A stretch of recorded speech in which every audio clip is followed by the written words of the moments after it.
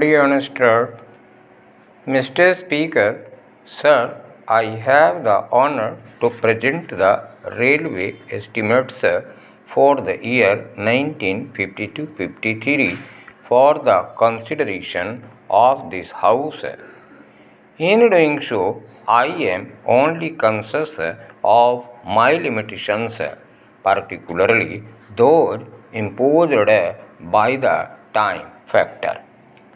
I have had very little time for preparing myself for the presentation of the budget.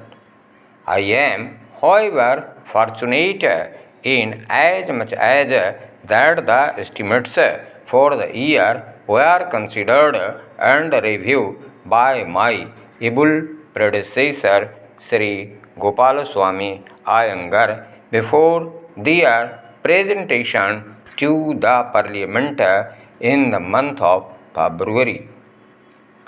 I am sure the House will join with me in paying a tribute to him for his sound common sense, vision, and imagination in putting through comprehensive financial and administrative reforms, the effect of which is being progressively reflected in the improvements visible all round in the management and operation of the Indian Railways. I do not wish to inflict a long speech. It is hardly necessary. My predecessor had recounted only in February this year the salient features of the financial administration of the railways during the current year as anticipated in the budget estimates. He had also reviewed the other major aspects of railway operations. The white paper which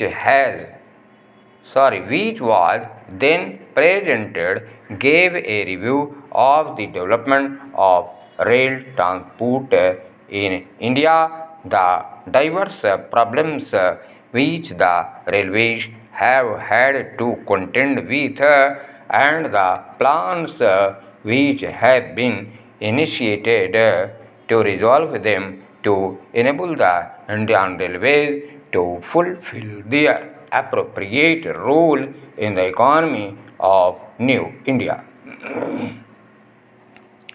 The budget papers circulated to the members deal in detail with all aspects of railway operation and administration, and in particular the financial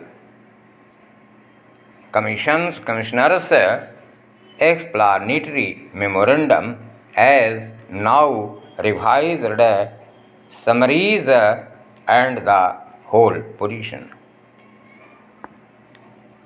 I shall therefore confine my observations to the 2 or 3 major developments since the presentation of the estimates in February.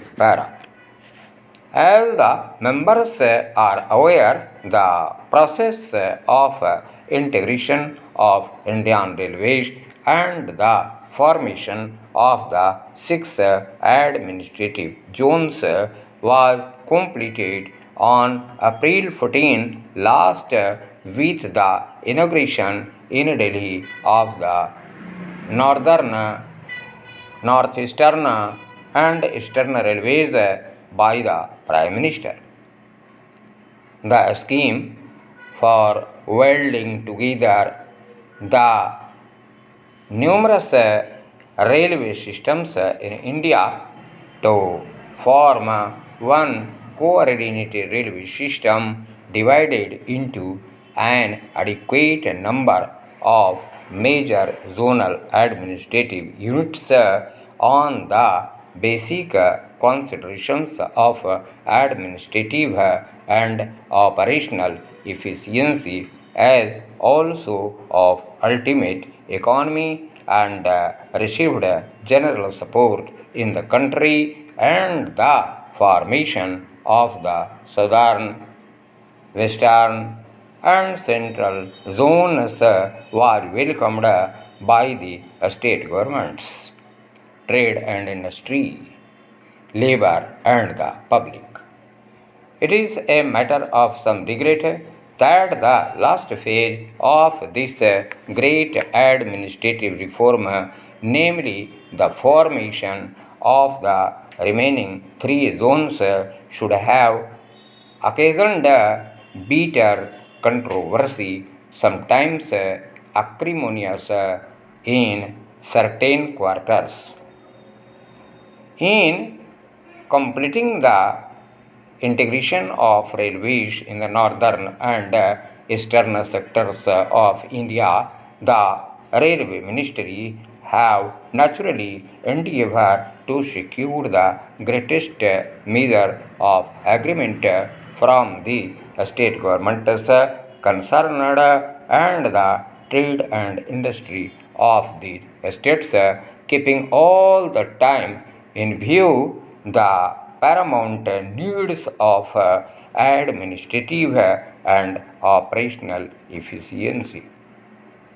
When the Railway Ministry's tentative plan was circulated in January 1952, various suggestions were received from the state governments concerned to suit their individual peculiar needs and the requirements of trading and commercial interests in their states.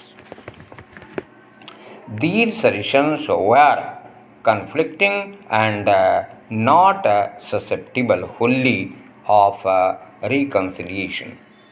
The concern of government was to evolve a plan which, while giving due and appropriate consideration to these representations,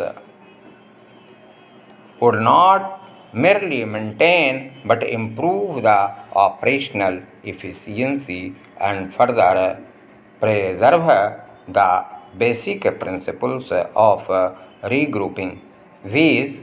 The economic affinity of contiguous regions and the natural flow of traffic. Any plan which places the overall needs of the country and the community above all other considerations must necessarily conflict with some purely local or regional preferences and sentiments while synchronizing with those of some others. I am confident that I am voicing the feelings of all the sections of this House that the people of this young republic today are capable to rising above narrow parochial and provincial sentiments and prejudices in the larger interests of the unity, solidarity, and prosperity of the nation as a whole. I regret and deplore the selection, therefore, that we have sacrificed efficiency, economy, and the principles of integration on political and provincial considerations. Ample justification for the decision taken has already been afforded. I trust the House will bear with me if I were to relate some of them, perhaps in a slightly different form. Para.